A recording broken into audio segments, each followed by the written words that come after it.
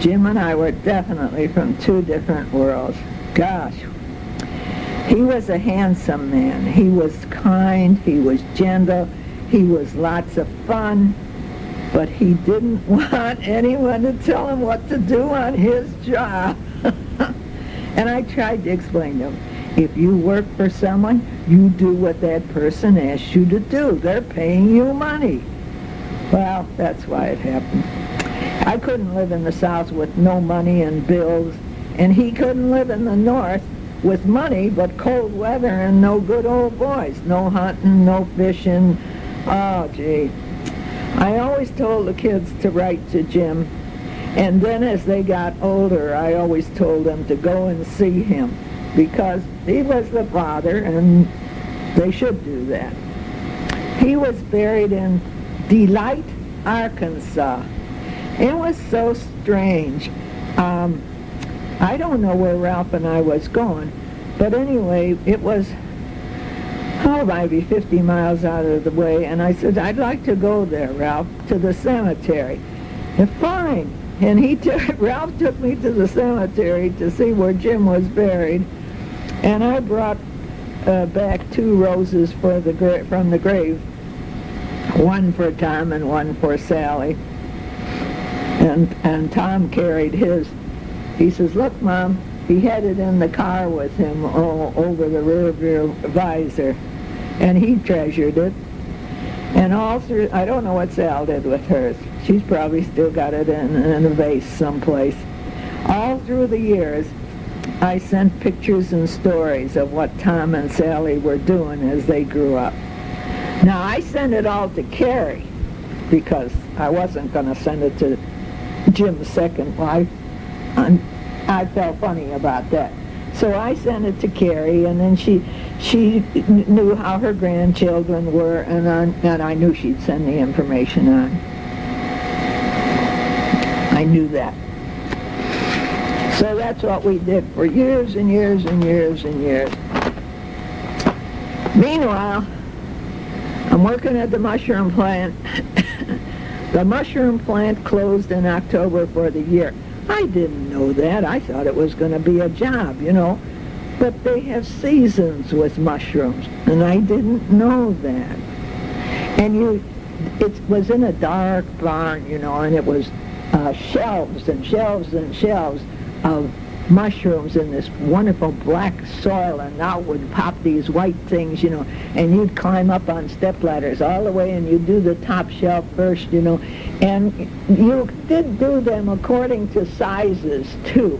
If you wanted the little button mushrooms, if an order came in for buttons, then you did that. Then sometimes it was mediums, and then sometimes it was large. Take them down, and then we'd bring them into the work area there, and Richard Becerra, he was mostly on the table there doing all the sorting, and then there was boxing and all this kind of stuff. I didn't get into that. I was just picking. But I enjoyed it. I didn't mind it at all. It had a kind of a musty, mushroomy smell there when you walked in, So they closed. Then I found a job at Jardines. Well, I asked for a job. I'm holding Sally in my arms in the kitchen there, and Tilly, the cook, told Gladys, why not let her do the motel rooms? Tilly was older, and she's getting tired of all this work.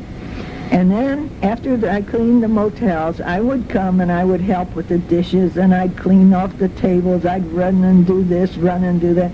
I just let them know that I was a good worker. And then, naturally, they gave me a job waiting on tables.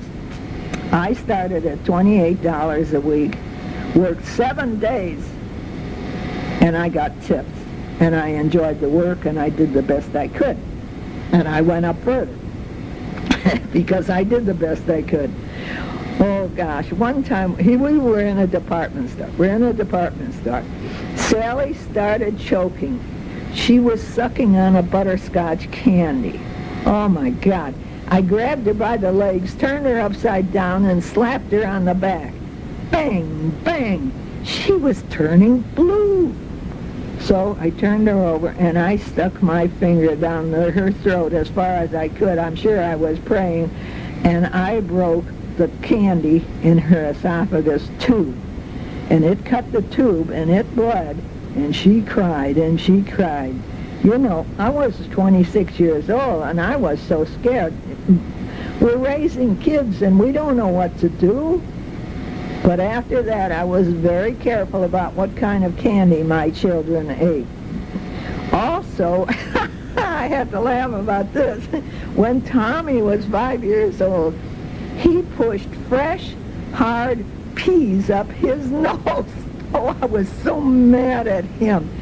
Why did you do that? I don't know, Ma. But what to do?